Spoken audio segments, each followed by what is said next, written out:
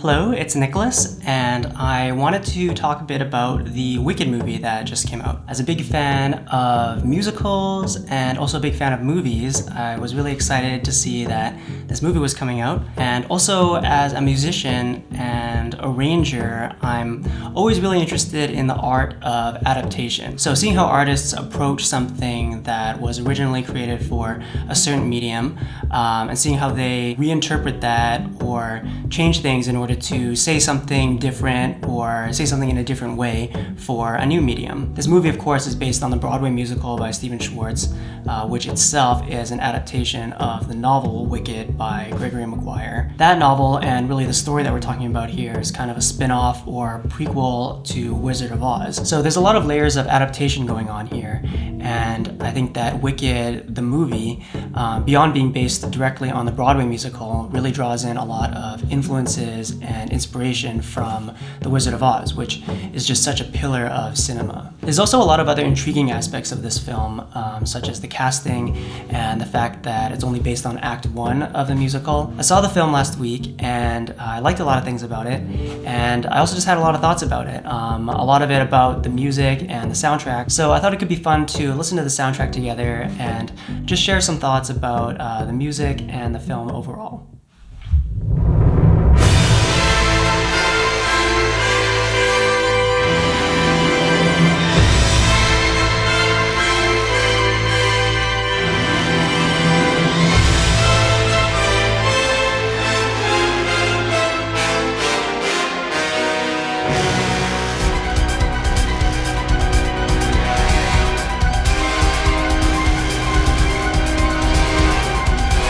Yeah, okay, so Wicked the Musical has this opening that feels very cinematic already, and it's a really good way of creating a bridge from The Wizard of Oz, which is this iconic cinematic experience from the golden age of Hollywood, into this contemporary musical. This film, being a cinematic experience itself, really has the opportunity to play up that aspect, and I think they really do here. It's a bigger ensemble. The timpanis sound really heavy, the pacing sounds really heavy, and it creates a lot of scale and richness for what really should feel like a big movie event.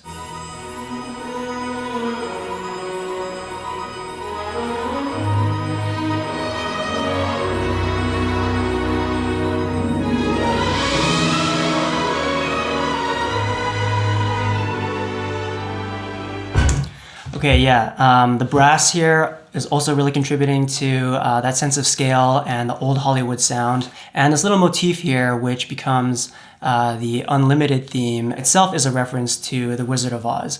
So the song Somewhere Over the Rainbow, which is a song we all remember from The Wizard of Oz, has that iconic interval, and that's the same interval that opens this theme here.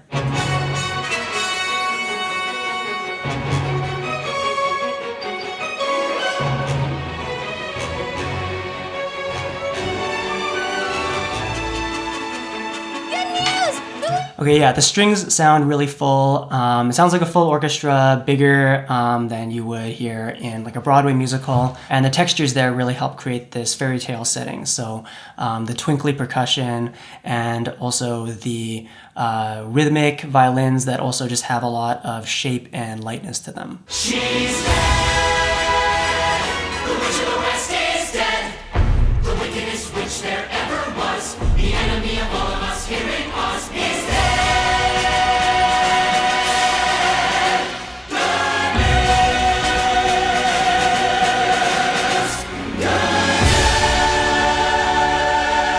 Okay, wow, I love how this choir is mixed, and I just love how the choir sounds. Everyone's so on point, and there's so much richness and power in it. Something that I always think is interesting is like how good should the singing be in a film adaptation of a movie musical? I think a lot of people who love stage musicals might go into a film and expect that the singing has the same kind of power and projection that you would expect from professional stage performers. I really don't agree with that take. I think film is a very different medium, often more intimate and often more realistic. But in this case, I think the choir, which is like the Citizens of Oz, really is performing with that kind of power and projection that you would expect from stage performers in a Broadway musical. And the reason that I think it fits is because if you think about like the context of this scene, by the way, this whole video is like spoilers. They're celebrating the death of Elphaba, of course, the protagonist of this film. And the underlying message here is kind of that they are celebrating something that isn't right, but that preserves their image of goodness. So it makes sense that the citizens of Oz would all kind of take part in this performative goodness, which should kind of look and sound perfect the way it does here. And it's also just really satisfying to listen to. Let us be glad, let us be grateful, let us rejoicify that goodness could subdue the wicked workings of you know.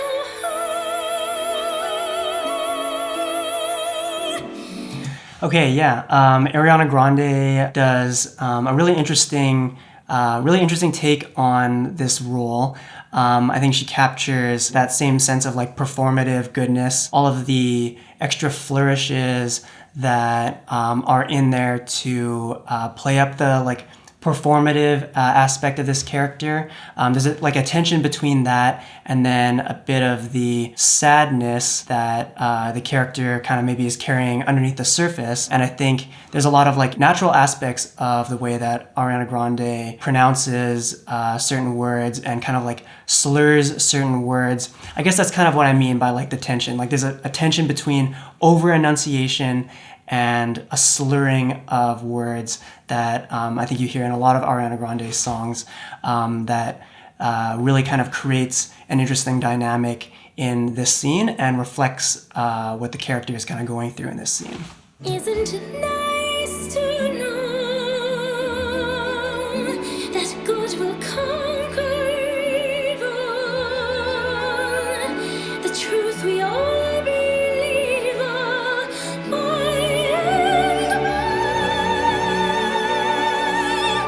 I'll believe for you. Okay, so you can really feel this sense of sadness in the way that she's like breathing between phrases. And it really kind of communicates this idea that she really doesn't believe what she's saying because now it has come at too great of a personal cost to her. And if you want to hear a really good example of Ariana Grande singing something that sounds sad, actually you can look up her version of Somewhere Over the Rainbow, which she performed at the benefit concert that she did in Manchester after the tragic bombing that happened at one of her concerts. And she's kind of like breaking down, you can hear in the recording. And yeah, it's a very kind of like bittersweet, I guess, moment because it's like people coming together after this tragic event. And this, like the way she's singing these phrases here, kind of just reminds me of that. And I think it really kind of plays up the emotions of this scene. No one mourns the wicked. No one cries, they won't return. No one lays a lily on their grave. The good man scorns the wicked. Okay, when I kind of got to this part of the song and those kind of like drum kit style drums came in, I think it caught me a little bit off guard. Of course, the original Broadway musical is very like drum kit driven, but that's not really something that I expect to hear in a film setting, especially because of how the cinematography and set design really set the tone for the movie and communicate to the viewer what kind of film that we're watching.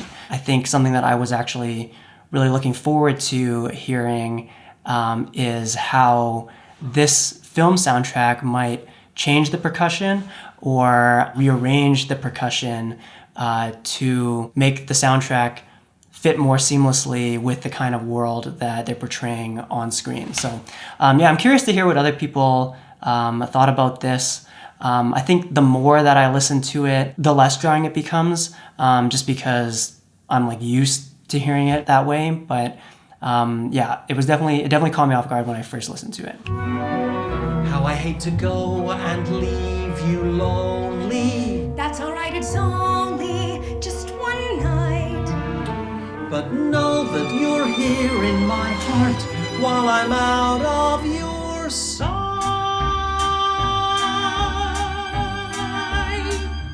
And like it. Okay, I think this, listening to it in the soundtrack, I think has kind of like a better flow than the film. I think I remember that there's like additional time in this break here for like more dialogue or something in the film, which I don't feel like is missing when I'm listening to it in the soundtrack. I can't even remember what they actually said.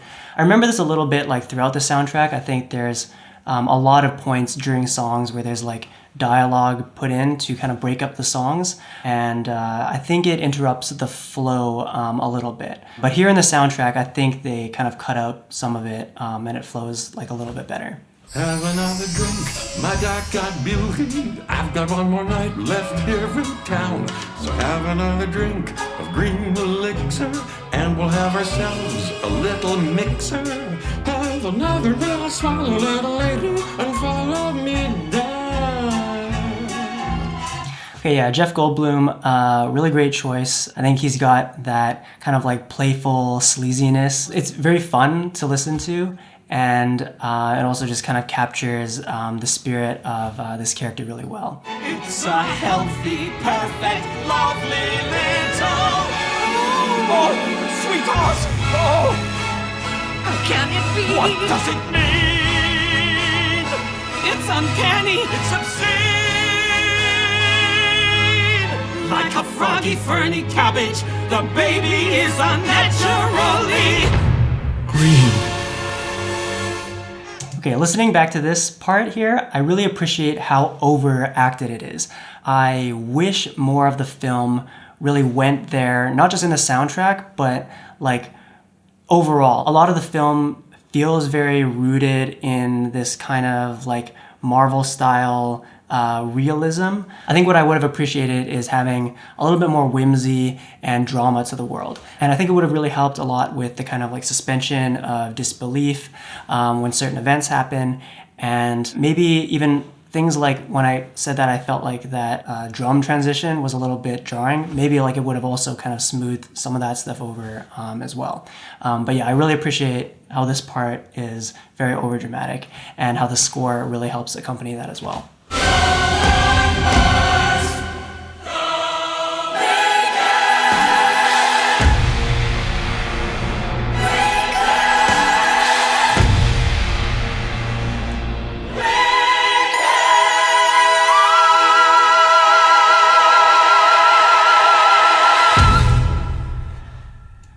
Yeah, really great big opening to the film, and I do think that it sounds a little bit better in the soundtrack than it did in the film, just because of the flow of it. I think when you have that main theme come back to end the song after hearing it at the beginning, it makes sense if the song is maybe like up to a certain length, like in the soundtrack here, it's 7.5 minutes. But I wonder how long it is from like the opening of the film to this point in the film. If it feels kind of like the song ended, or that like we've kind of moved on to another scene, but then we come back to the same song, it creates a bit of a feeling, I guess a bit of like confusion, like wait a second, we're still on the same song. And I do remember feeling like that a couple of times while watching the film. Glinda! Is it true you were her friend? Yes.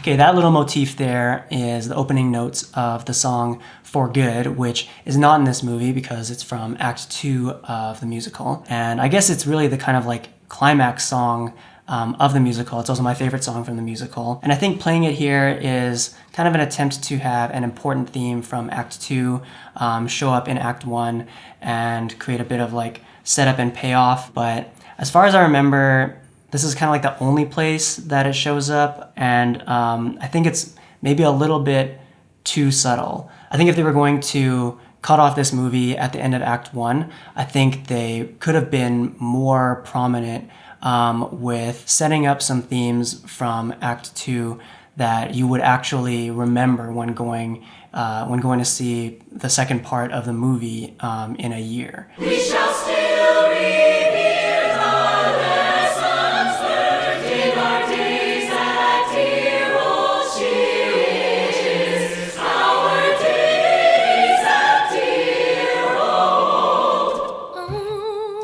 I really do like this choir track here. I think the way it's performed and mixed, I guess, reminds me a lot of the nuns singing the morning hymn in The Sound of Music. It's got that kind of like start of the day feeling, which creates like a good reset for the audience at the start of the film. And I think that it also has a bit of like a dreamlike quality, which creates this really effective transition for Galinda to be thinking back to her days at dear old Shiz.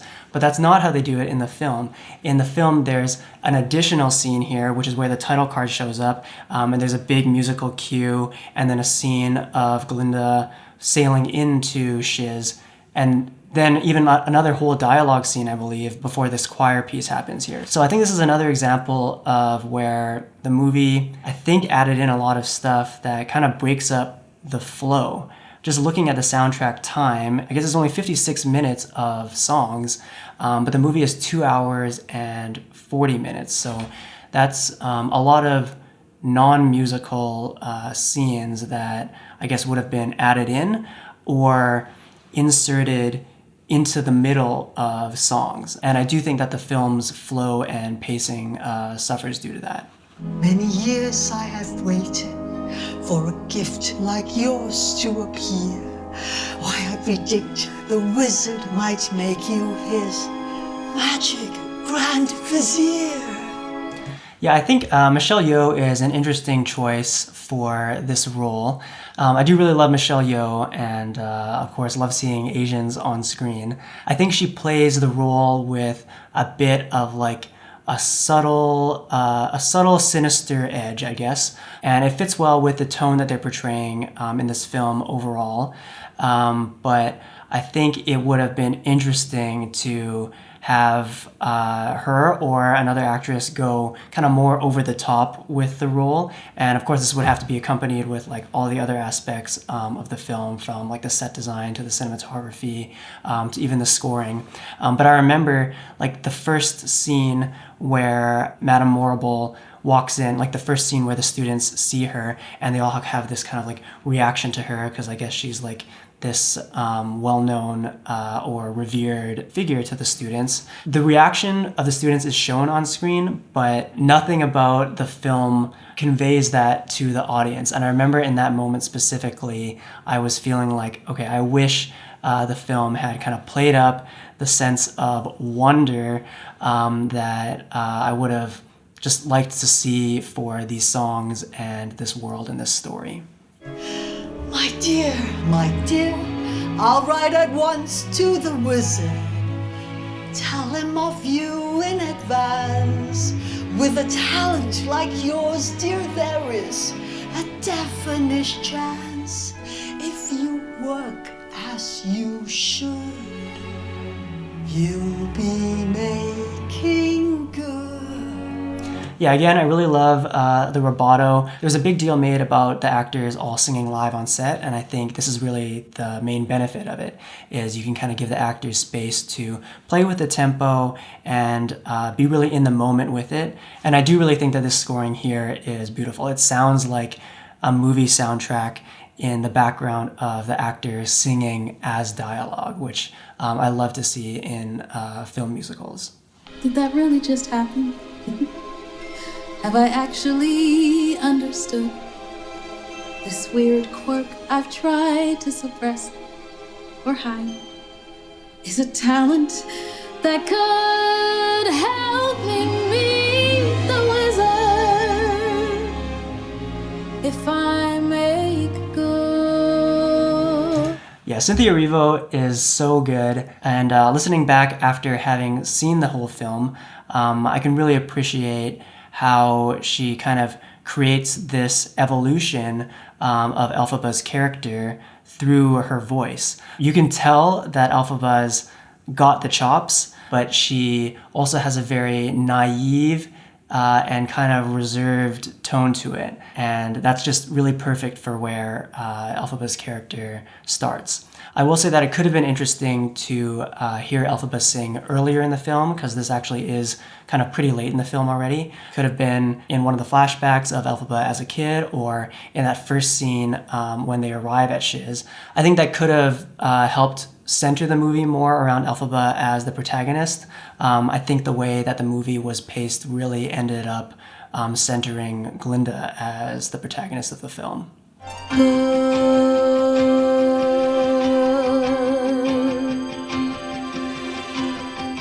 I meet the wizard. Okay, another jarring moment for me.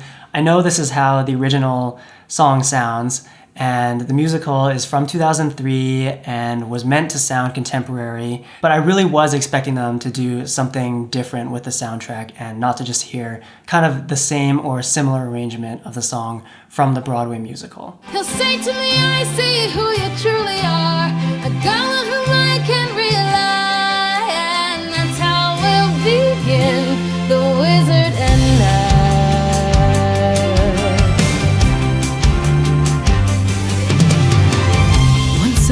So yeah, it definitely sounds like something you would hear in an early 2000s movie. And the vibe that I'm getting is less of a song that a character would sing in a film and more of just a song from the time that the movie came out, like a contemporary song that gets placed into the film for like a montage scene. And the song in the film really does kind of play out like a montage, because you see Elphaba kind of transport to different areas of the school and then outside of the school. And I think styling it a bit like a montage helps make the genre of the song a bit less jarring, but I think it also makes the song a little bit more distant. Like you're less up there close with Elphaba and more so just kind of like passively watching. I also think there's no reason really for it to be a montage because it doesn't represent time passing or it doesn't represent any kind of change in the character's situation from the start to the end of the song. So that's kind of a decision that I question. And all of us has to love you,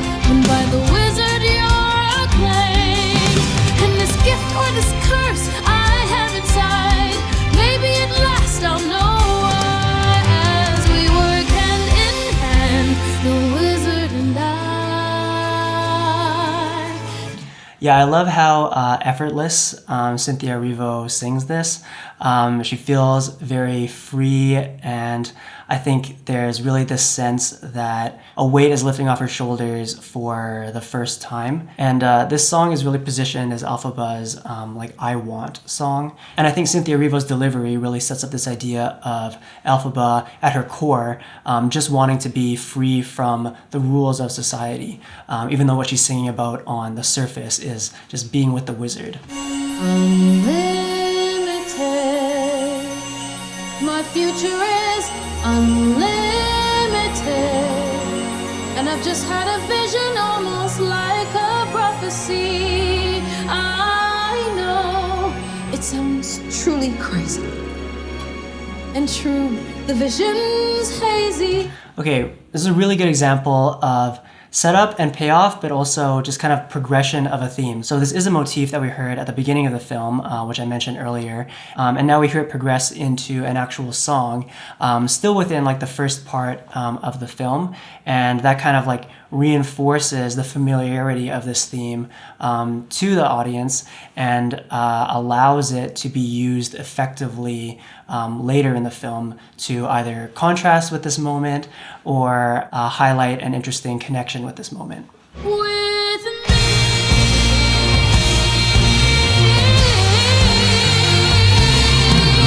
and I'll stand there with the wizard, feeling Great tempo things change. I've never felt, and though I'd never show it, I'd be so happy. Yeah, really love those tempo changes. The way it slows down and then the way it comes back in, but at a slower tempo than you would expect, and holds that slower tempo longer than you would expect, and then very smoothly transitions back into the original tempo. I like the kind of like unexpected nature of it. I think it feels really fun as an audience member, and yeah, it feels like it's taking you on a journey. The wizard and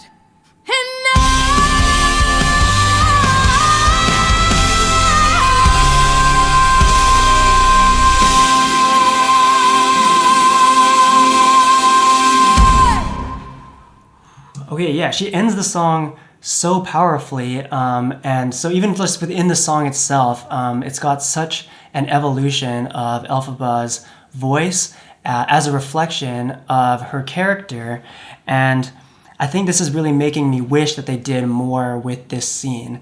And overall, I did kind of have this feeling with the film, like there's almost two films happening at once, right? One film happening within the songs, and then another film happening outside of the songs. And to me, I think that made it feel like not that much happened in the film, even though it was quite long. And I think what that also meant is that it maybe wasn't able to go as deep as you would expect from a 2-hour and 40-minute film. there's been some confusion, for you see my roommate is unusually and exceedingly peculiar and altogether quite impossible to describe. Blonde. Yeah, I love that moment here, and I love hearing it without the visuals actually. And I think the way that they did it in the film is maybe just like too obvious, or kind of like undercuts the comedic timing of this moment. What is this feeling, fervid as a flame? Does it have a name? Yes.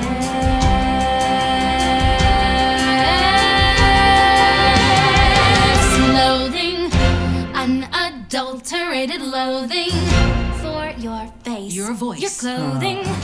Let's just say I loathe it all.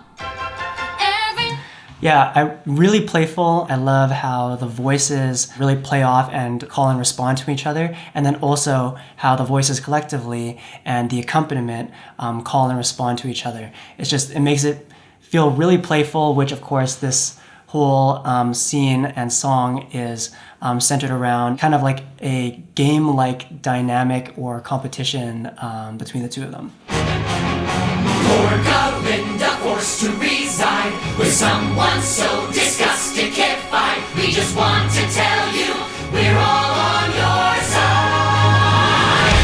Okay, yeah, so again, we get this kind of like perfect choir here. I love the way that they're enunciating the words. It sounds very like mean and bullyish, but this is just the way that society goes here. This is normal. They don't see themselves as bullies. They're just being really mean and being really enthusiastic about it as well. And I will be loathing for forever, loathing, truly, deeply loathing you.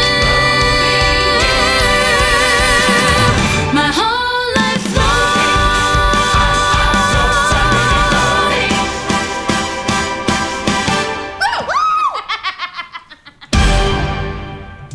Okay, yeah, so this scene was also shown on screen as a montage, and I think it makes more sense for it to be a montage than The Wizard and I, because there's like more visual stuff to show. Like you can skip through various scenes of Elphaba and Glinda's rivalry playing out, and I think this montage had the opportunity to show kind of a progression in Elphaba and Glinda's relationship, where you can kind of understand how the two of them could come together or get on the same page, or just develop a compelling and authentic friendship with one another.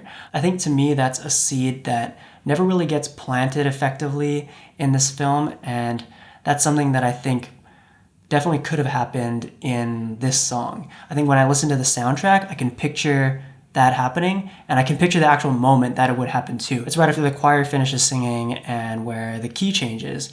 I feel like that's probably why there's a key change in the song, is to represent this kind of shift in the dynamic from maybe pure loathing to, hold on, maybe we're developing a little bit of a connection here, or we can start to understand how we could get on the same page. I've heard of an Oxa professor from Quarks no longer permitted to teach, who has lost all powers of speech.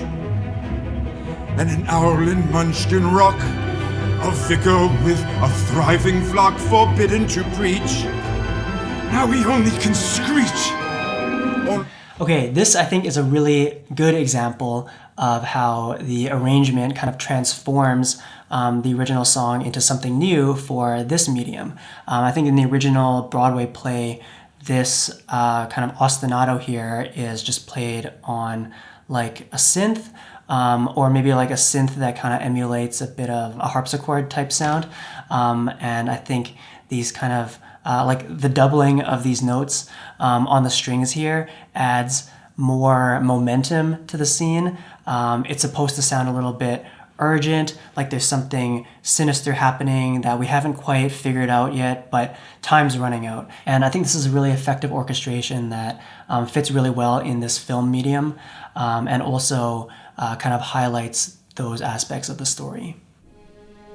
Sorry. That must be catching a cold.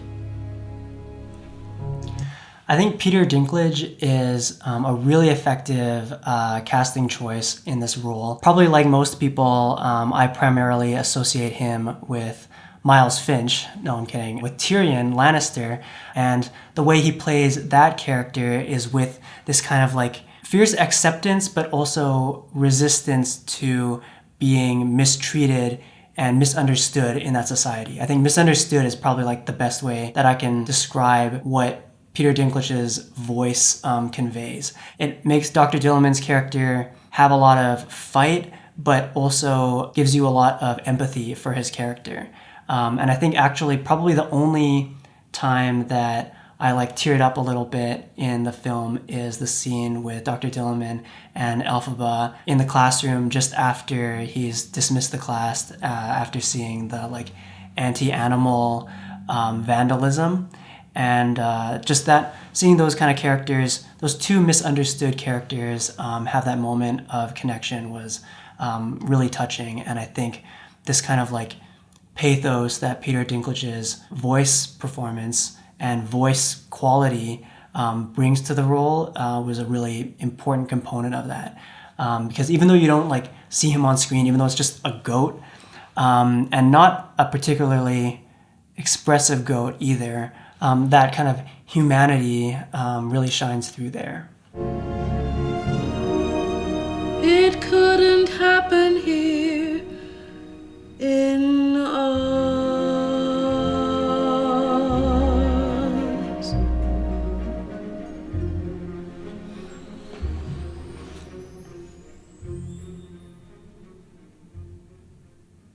Yeah, this is one song that I actually think they could have probably expanded into a full song. I think what this reminds me of is what they did to Scar's song in the Lion King live action remake from 2019, where they made the song really short, turned a lot of the sung lines into spoken lines, and kind of kept the whole thing really just kind of like bubbling, like it never really reaches a peak. It kind of makes this feel just like a really short moment, or like incidental music. And expanding the song could have been a way to feature more of the connection between Dr. Dillamond and Elphaba, and also to kind of just dive a little bit deeper into the theme of the animals being oppressed, and just kind of that aspect of society that Elphaba really sees herself in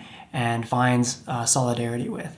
The trouble with schools is they always try to teach the wrong lesson. Believe me, I've been kicked out of enough of them to know they want you to become less callow, less shallow. But I say, why invite stress in? Kalau. I love the way he says that line. I think Jonathan Bailey is a great choice for this character because he's got that kind of like smug quality to his voice and accent, but also it's in like an irresistibly charming way. Dancing through life, no need to tough it when you can slough it off as I do. Nothing matters, but knowing nothing matters. It's just life, so keep dancing through.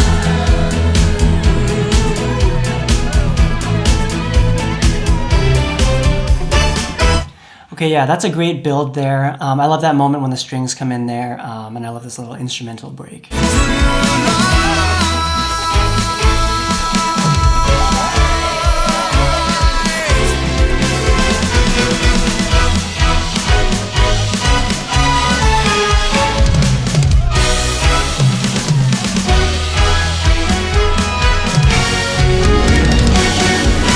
Okay, this is a really lovely instrumental break that would have been really fun to play for all the musicians. When I hear this now in the soundtrack, what I picture is that this would be actually like performed in the film. So I think what I would have loved to see here would be like actually seeing the musicians, like the school band or something, or like seeing that drum solo happen live. I think my overall feeling during like this first part of the song in the film is that it just kind of like stayed in one place for a really long time.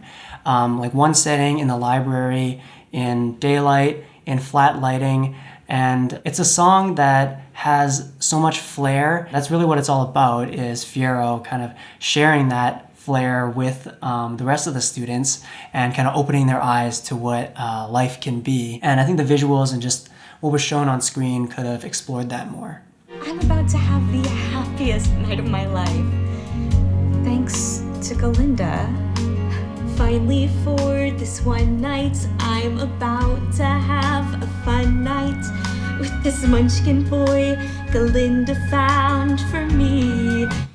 Okay, I skipped a bunch of dialogue stuff because I didn't really have anything to comment specifically on it, but here the instrumentation changes again, and I really like the arrangement here. It sounds a lot more like smooth and low key, but I think even in this conversation, it's like still happening in the same library setting in broad daylight. Yeah, I almost can't believe that we still haven't moved on, even though the song musically has really just been pushing to move on. If I listen to this song without seeing any of the visuals, I'm picturing so much stuff happening. They've like moved on to several different locations so that each of these conversations and character interactions can each have their own like visual imprint, and the whole scene in my mind would just have a lot more visual flair.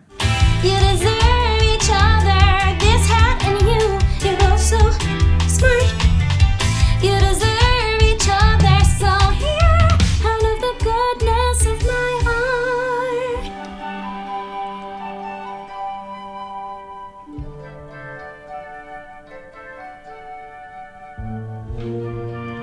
Yeah, I'm just thinking about how I wish that as a viewer, I would have been yearning more to see Elphaba and Galinda become friends. I don't feel like the seed has been planted, and even in this moment, Galinda's being so cruel to Elphaba, and even the kind of impetus for Elphaba wanting to reach out to Galinda is because Galinda did something nice for her sister, but even that was like a cruel way of matching up two people that Galinda thought were lesser. So it's just kind of like cruelty all around on Galinda's part, and nothing like redeemable that would make me want to see Elphaba and Galinda become friends or get on the same page. And this is like getting to the middle of the movie now, so I would have really wanted to see more of that seed planted and feel like the movie was heading in that direction.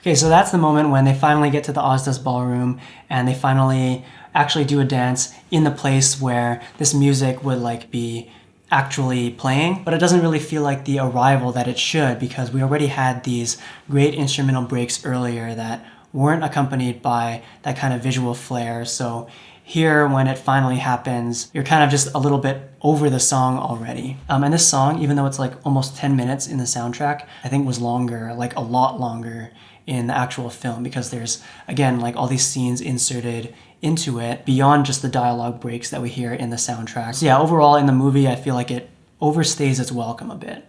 We deserve each other, don't we, Bach? You know what? Let's dance. What? Let's dance.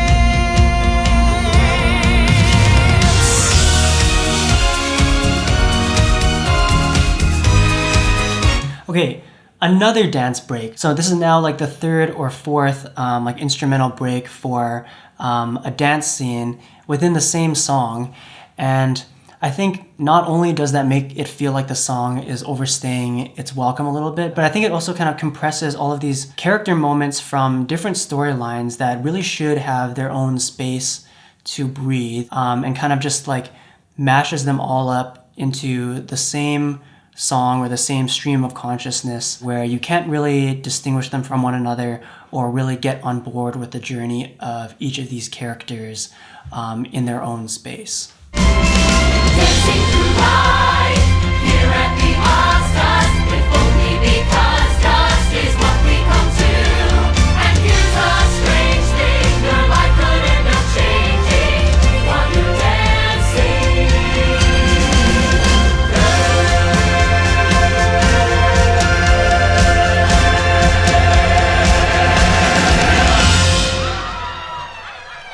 So yeah, overall, this song, we can count the number of dance breaks it has.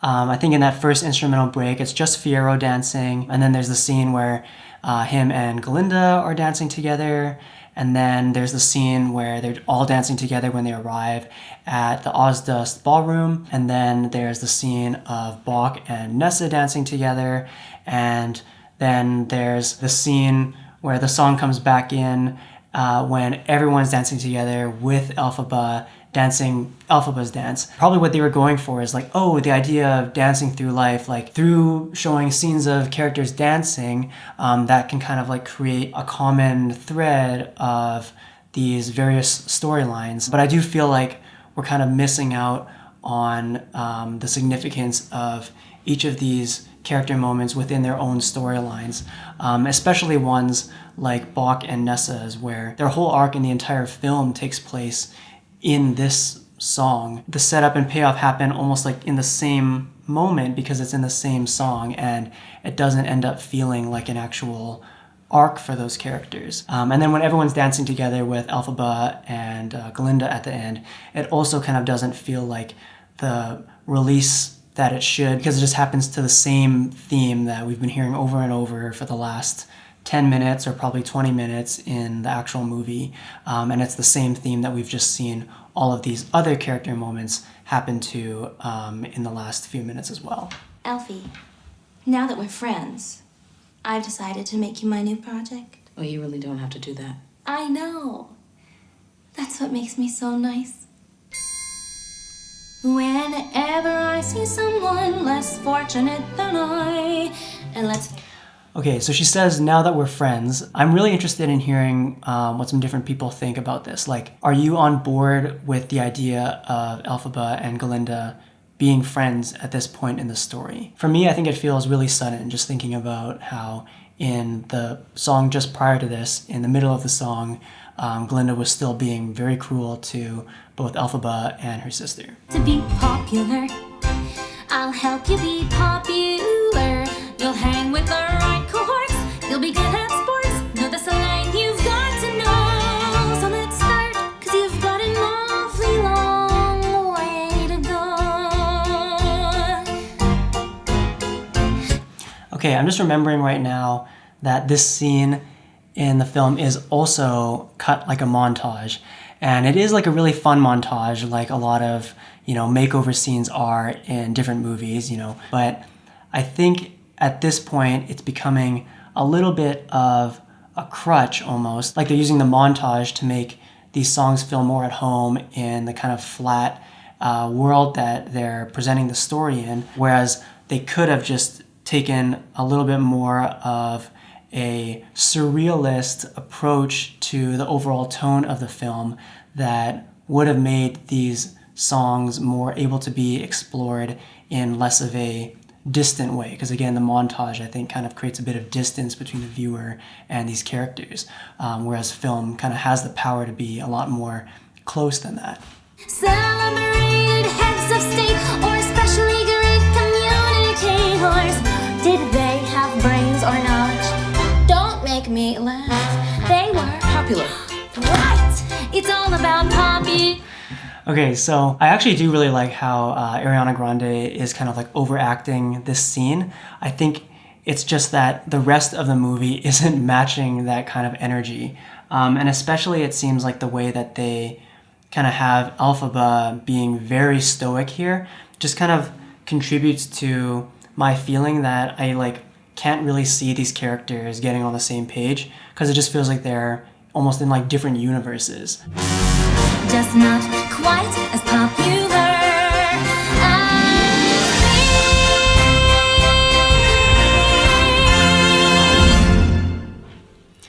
Yeah, really great performance from Ariana Grande. I think this is another example of how the film really centers Galinda as the main character.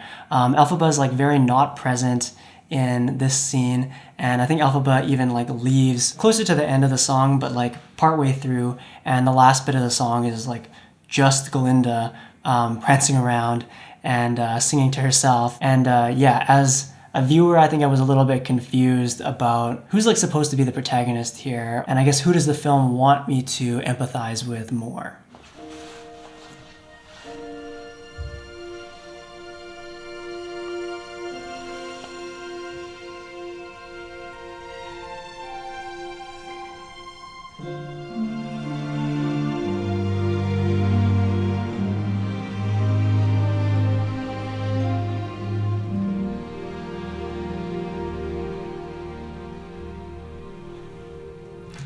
Yeah, I love that opening. This is the kind of orchestrations that I love to see in a musical film adaptation. And I really like the length of this intro too, because it gives space for you to kind of be drawn into a more contemplative space for what Elphaba has to say here. Heart sleep in a giddy world.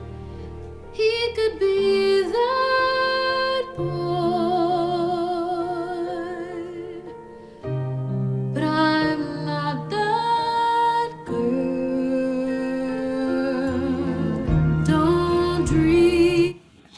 Yeah, another incredible vocal performance from Cynthia Erivo. I think as a character beat, this serves as a really great follow-up and contrast to The Wizard and I, where she's got that kind of naive hopefulness. This has kind of been like her first real setback, her first like come down to earth moment. And again, even though she's not in The Wizard and I, she's like singing about meeting the wizard, and here she's singing about Fiyero. She's like not really singing about that. What she's kind of lamenting here is really like a reminder that this world isn't for her and doesn't really have what she longs for. And I think with them ending the film at the end of Act 1, this beat becomes even more important, because this is now like a more pivotal step in Elphaba's arc.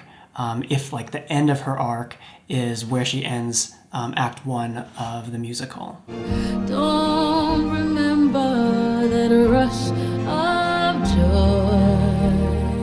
He could be that boy. I'm not that girl. I love how you can hear her smile when she says joy.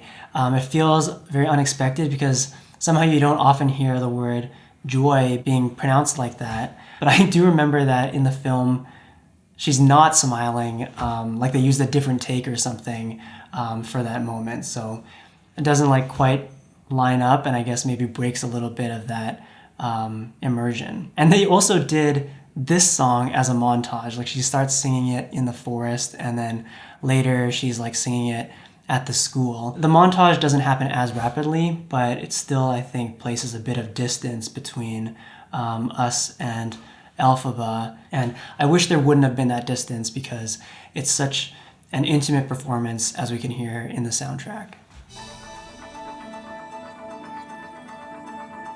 One short day, if you only have one short day. One short day in the Emerald City. Yeah, this is cool. I guess here the choir actually is facilitating the transition between Shiz and the Emerald City. In the same way that earlier I was saying how the choir at Shiz could have been a really good transition for Glinda to have this flashback of when she met Elphaba at Shiz. I think we found a place where we belong. I wanna be in this high place. So I'll be back for good someday to make my life and make my way. Before today, we'll wander and enjoy. One short day in the Emerald City. One short. Okay, now that I'm listening back in the soundtrack, I'm really trying to pay attention to like what are Elphaba and Glinda saying here, like, and what's happening with their characters. I think when I watched the movie, I really just mostly got a sense that stuff was happening to them. Like they weren't really doing anything. They were just kind of passive characters at this point. So anyways, yeah, let me know what your thoughts are on really like what's kind of like the progression of their characters during this song. Fetch the Grimoire.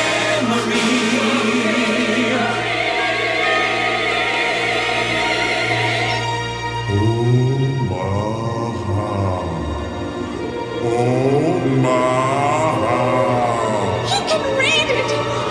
He must be a wizard. The prophecy fulfilled. Okay, I'm trying to remember if this was in the original version of the song, but it's kind of making it seem like they just extended the song a bunch in order to do kind of like an extra lore dump. I'm already wondering if the song is necessary just from the perspective of like what the characters are going through. And I actually think we're losing sight a little bit of Elphaba and Glinda here. Where so many roam to, we'll call it home too. And then just like now we can say we're just two friends, two good friends, two best friends. To me, I'm not convinced that this makes sense because all we've gone through in this song, I think, is just stuff happening to them or stuff being explained to them.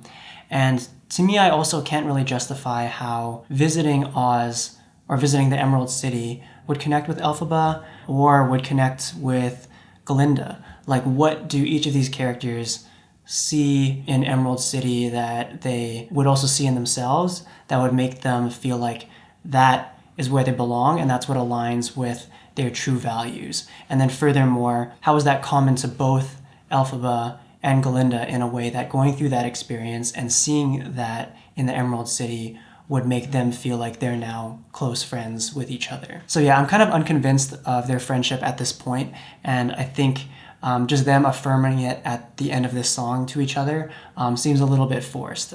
That's why I do the best I can to treat each citizen of Oz as son or daughter.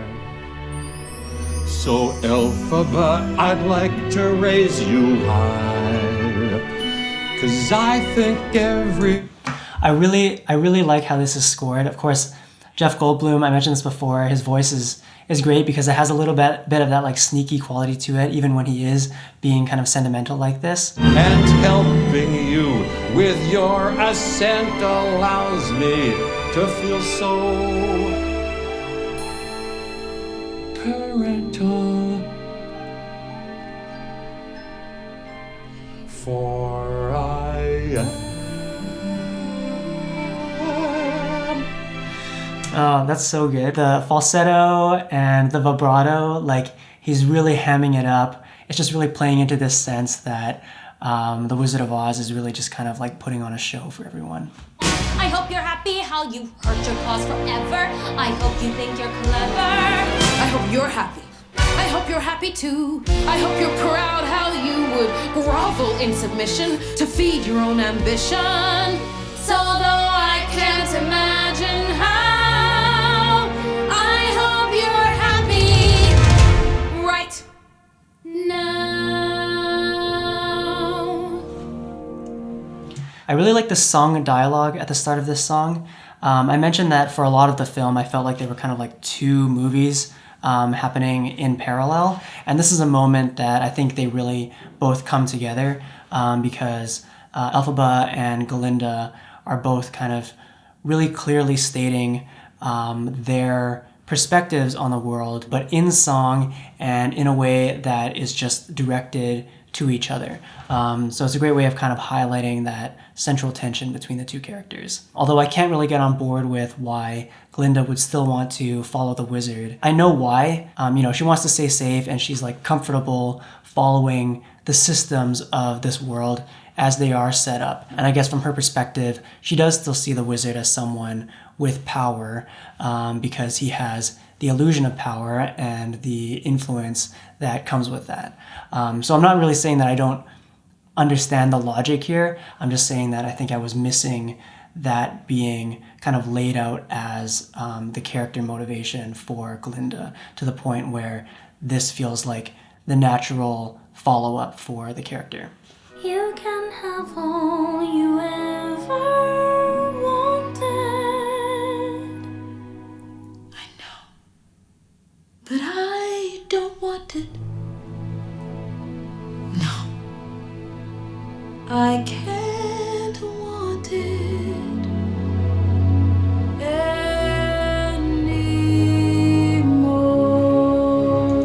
Yeah, really cool how kind of intimately these two are singing to each other here. I think that is a kind of like closeness that works really well on film, where you can kind of catch the nuances in their voice and really feel like you're actually up there close with them, and also just kind of like see the nuances in their performance as well. Too late for second guessing. Too late to go back to sleep. It's time to trust my instincts. Close my eyes and leave. Yeah, I love how spontaneous and in the moment that sounds. Like Elphaba actually just came up with that on the spot and came to that realization in that moment. That's also a testament to singing live and actually being able to capture that moment on the spot along with all of the changes in tempo and dynamics that comes with. Some things I cannot change, but till I try, I'll never know. Too long I've been afraid of losing love. I guess I've lost. Well, if that's love, it comes at much too high a cost. I'd sooner. Okay, so yeah, Defying Gravity, I think it's not really considered a reprise of The Wizard and I, but it does have a very similar drum beat, which I think does kind of set it up as the kind of flip or the contrast to Wizard and I. She's not done with the idea of just wanting to be free, but she's realized that being free doesn't come with following the path that she thought she would have to follow to be free. You know, being with the wizard, she associated with this idea of being able to kind of make the world a better place the way that she would want to see it. Now, of course, she realizes that this actually can only happen by opposing the wizard and breaking free of this system that the wizard has set up and is trying to enforce over Oz. So yeah, I don't think it's really considered a reprise of The Wizard and I, but I think it having the same beat is really intentional in that way. Unlimited. Together we're unlimited. Together we'll be the greatest team there's ever been. Galinda dreams the way we planned them. If we work dreams the way we plan them. She's asking Glinda to come with her, like imagine what we could do. What dreams did they have together? That I feel like is not really answered, and I feel like the song One Short Day could have answered it and could have been like the completion of them getting on the same page with their values and what they want to see in the world. It would actually make it more tragic here that they're splitting up because they both want the same thing, but they just kind of have different ways of going about it, or rather Glinda's upbringing kind of prevents her from seeing Elphaba's way of wanting to achieve that vision. But I don't feel like the characters in this adaptation at this point have the same vision of what they want to see in Oz. So that's kind of like not really clicking for me here.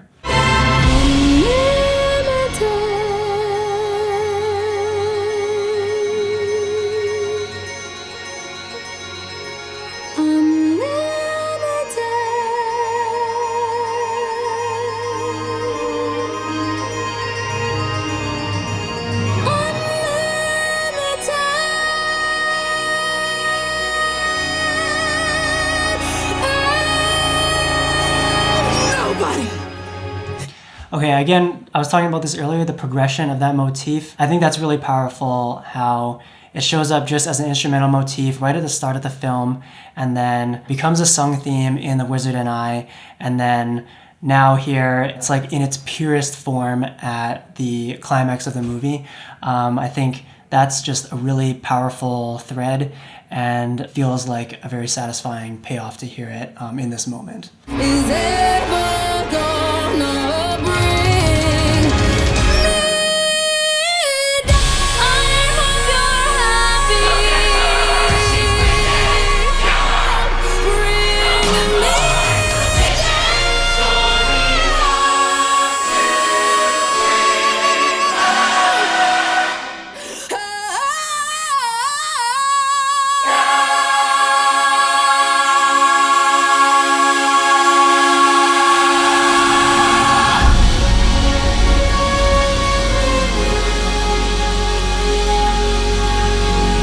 Okay, yeah, such a powerful ending to the film. I definitely see how they would have like came to the decision to end the film in Act 1, just because this is such like a powerful show-stopping moment. I always really love when a character kind of lets out like a tortured belted note and then lands in a minor key to kick off an earlier, darker theme. You also hear this in The Phantom of the Opera at the end of Act 1, and it's a really great way of making it feel like a full circle moment where the villain or the anti-hero of the story has like finally come into themselves, which of course is the completion of Elphaba's arc in this act of the musical, and I guess this film overall. I think one thread that this does leave you hanging with is the fact that the movie was set up as being told within a frame by Glinda in her flashback at the start of the film. And the fact that we end the film without going back to that flashback kind of makes it feel like this moment actually is supposed to be the same or kind of around the same moment that we started the film in, which kind of overall makes the story seem very short. So I think ending the film at the end of Act 1 kind of makes it feel like this isn't just the start of Elphaba's journey as the Wicked Witch, but is kind of like the end of the journey, especially with the reintroduction of No One Mourns the Wicked. So anyways, that's just kind of like, I guess, a bit of a feeling that I was left with by the fact that they ended the film at the end of Act 1, even though I do understand from like an emotional and musical perspective, it does feel right to close the movie on this. So anyways, yeah, those are some of my thoughts on the Wicked movie. I feel like I actually had a lot more to say than I expected. Also, I hope this didn't come across as too negative. There were a lot of things that I really liked about the film, especially in the soundtrack and in the performances. But there were just like some things that I felt like there were maybe some like missed opportunities, or maybe some things that didn't quite line up for me. But I mean, I have only seen the film once, and I wanted to share this and I guess put this out there because I am curious in other people's kind of interpretations of the film, or other people's readings of some of the different things that I talked about. So please let me know your thoughts. I'd love to discuss this further and just get some different perspectives on things. Yeah, so thanks so much for listening to the soundtrack with me, and I will see you soon.